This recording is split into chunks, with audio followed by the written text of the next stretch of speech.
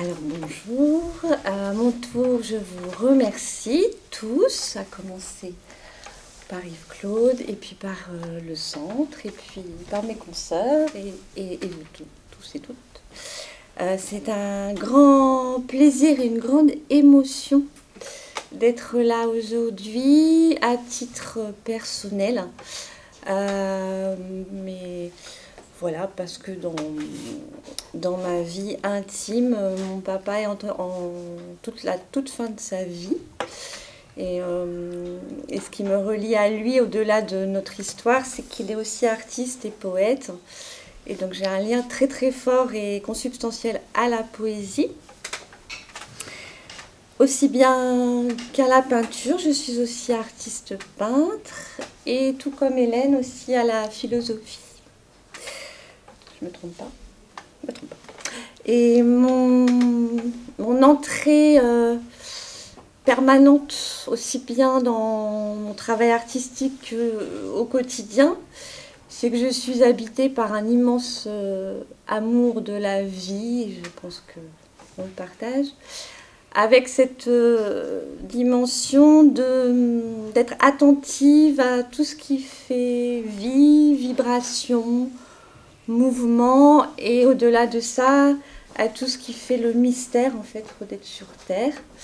Et donc j'ai une dimension qui m'habite aussi bien qu'Hélène, je pense, très spirituelle. Je voulais vous présenter, alors j'ai publié 5 recueils, je voulais vous montrer le 3e, et pour plusieurs raisons. La première, c'est qu'il est dédié à mon mari. La deuxième, c'est qu'il est préfacé par Hélène. Hélène que j'ai découvert grâce à la publication de son recueil, et son écriture m'a infiniment plu. Et donc, je suis très honorée de cette préface. Et donc, c'est un recueil qui décline différents moments. Et je vais vous en décliner quelques-uns.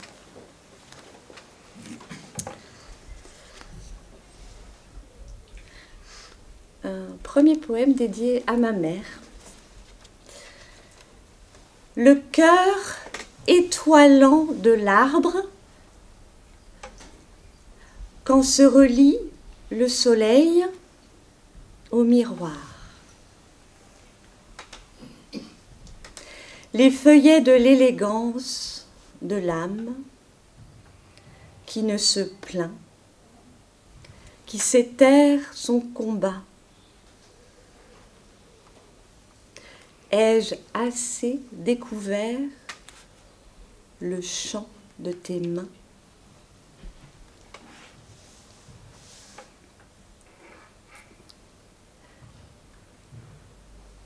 Un autre.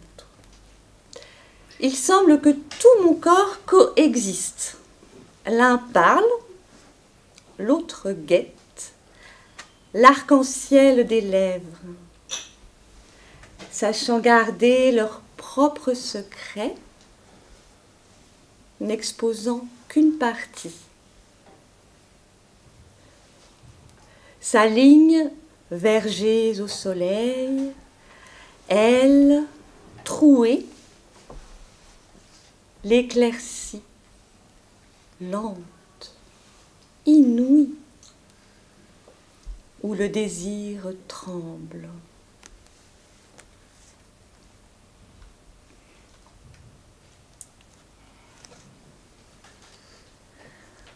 Un dédié aux enfants. Substantiel décembre, substantiel, de brûlures et de tuiles. Les grues du chantier broient la lente brume. Ma langue s'agrippe au sortilège de l'attente. Comme s'étend le voyage, un ballon vole sur le toit comme un cri.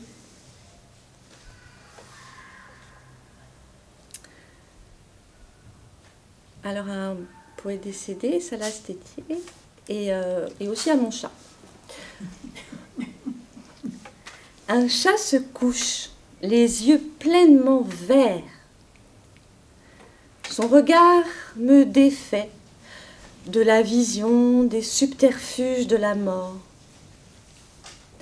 Dans l'intime soudure d'un murmure à moi-même, beau de l'après-midi, dans l'intuition de la fleur.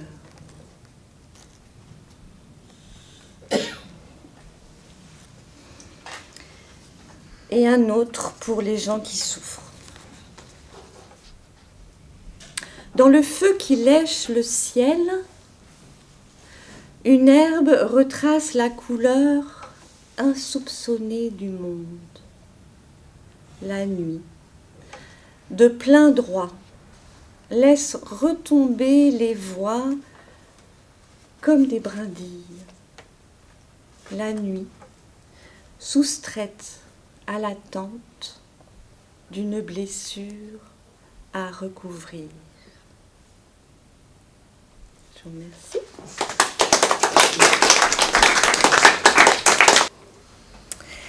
Alors, je vais vous lire quelques textes de mon dernier recueil qui s'appelle Gestes de toile, toujours aux éditions du Cygne. Et c'est un texte qui opère comme un récit avec une voix à l'imparfait et une voix au présent, et qui reprend un vieux, très vieux récit médiéval, ou en tout cas une vieille trame qui s'appelle La chanson de toile, fondée sur l'amour courtois, où les femmes étaient censées tisser, chanter, dans l'attente espérée de leur amour ou amoureux. Et c'est aussi un recueil qui convoque des choses difficiles, mais qui font aussi partie de la vie, qui est la peur de perdre les êtres que l'on aime. Et qu'est-ce que c'est que vivre et aimer, voilà, avec qu'est-ce que c'est que la limite de tout ça? Voilà. J'ai plus une pomme, qu'elle fasse le lien entre toi et moi, dont l'existence est veillée par un mot immobile. Immobile. C'est absolu, ce fruit, le silence dans le coin sombre de la cuisine, avant l'image noire, oxydée de la mort.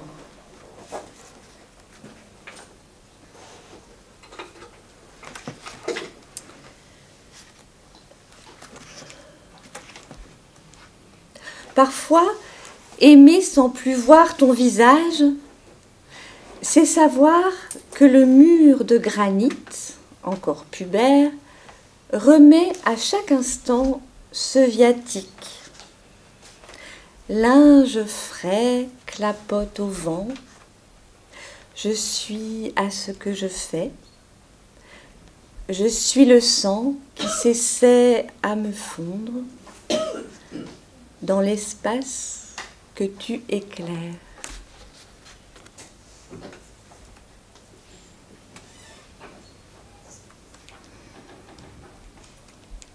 Le soir, à côté de toi, sur la digue de bitume, la marée remontait son lot de vœux aveugles. Un nuage chancelait, forma des eaux tendres. Et le silence au large, la mort des larmes, et nos mains n'avaient ni jour ni nuit.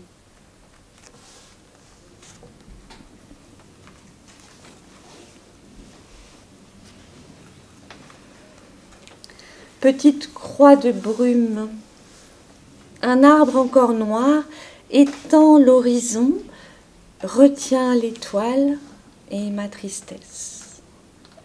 À l'unisson de la rosée, j'écris, je me souviens d'autres écrits, de ne pas m'identifier. Légère, vaporeuse, réfractaire à ma propre poussière, petite croix de brume. Illuminé de pluie, de sève, le mur de camélias. Est-ce l'endroit où se fondent les récits?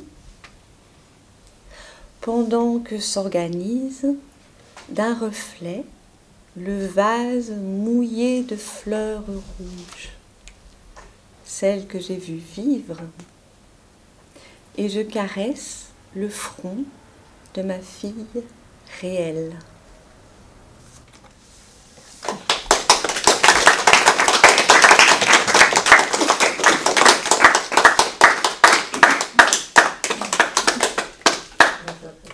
Eh bien, je crois que nous avons eu de quoi nourrir notre imaginaire là, pendant un bout de temps. Si certains ou certaines d'entre vous veulent dire un mot maintenant à tous, ou bien de manière plus personnelle avec l'une de nos poétesses, merci encore de nous avoir apporté un peu de lumière sous l'orage. Et voilà. Et vous êtes ici chez vous, peut-être qu'on aura l'occasion de se revoir, je le souhaite certainement. Merci. Encore merci à vous. Merci.